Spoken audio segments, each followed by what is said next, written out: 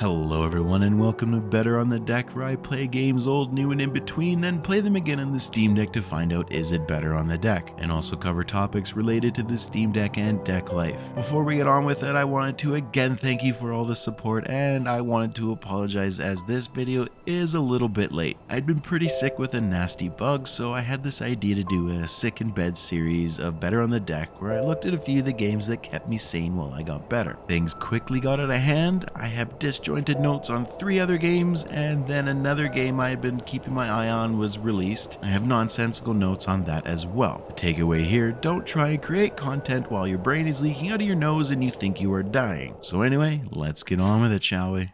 Today we're going to look at what I assume to be one of the most popular indie games of all time, Hollow Knight. Now I say that I assume it to be because I see this game mentioned everywhere. Its review score on Steam is overwhelmingly positive and is generally highly rated across the board. Recently, as I mentioned, I've been pretty sick, so I needed something to occupy my time in bed as I lay there dying. While cruising Reddit, I see a decent amount of posts on it, so I finally caved and bought it to see what all the fuss is about. First, let's talk about Hollow Knight a bit. Developed and published by Team Cherry and released to Steam the 24th of February of 2017. Hollow Knight is a 2D platformer with a charming hand-drawn art style and a huge map to explore and forge your own path to meet other bugs and fight challenging bosses. I grew up with the NES, a system and time where the 2D side-scrolling platformer was king. I love them. So to find out if Hollow Knight is better on the deck, I spent just under 7 hours on the deck in bed because I was sick. If you're looking to take Hollow Knight on the go, it'll run you a bit under 9 gigs at 8.91 gigabytes, which I thought was a bit much. That is, until I did a little reading on the game when I got stuck. It's a pretty huge game.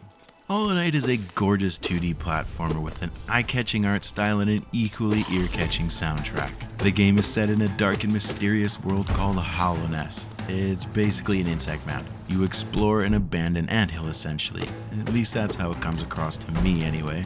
You play as a small bug creature known as the Knight, who sets out on a journey to explore this abandoned anthill's forgotten halls and chambers. The game has a huge world to explore with plenty of secrets and hidden areas to discover, and there is no hand-holding here. It's a bug-stab bug world out there. The deck's excellent design doesn't take away from the experience. Its comfortable controls and lightweight feel keeps you in the game. At times it felt like I was holding the controller while I was playing. The deck is great for playing platformers.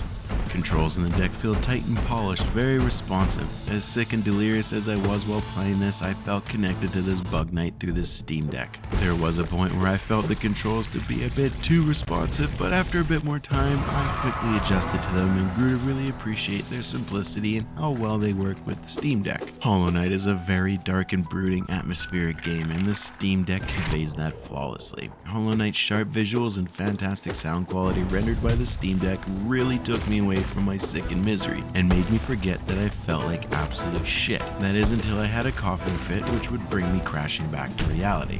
The Steam Deck never left me behind, however, and would quickly pull me back into the game's world, again forgetting that I felt like a bag of smashed assholes. Playing Hollow Knight on the Steam Deck is a great experience. The game runs smooth as hell, rendering all that hand-drawn gorgeousness at a constant 60 frames per second, and the controls are intuitive and responsive. In conclusion, my opinion is Hollow Knight is a must-play game for anyone who loves platformers and appreciates a crisp, well-done art style. It's an all-around brilliantly executed game. Playing it on the Steam Deck is an equally brilliant experience, so if you're looking for a great game to play on the go, then Hollow Knight on the Steam Deck is for sure worth checking out if you haven't already.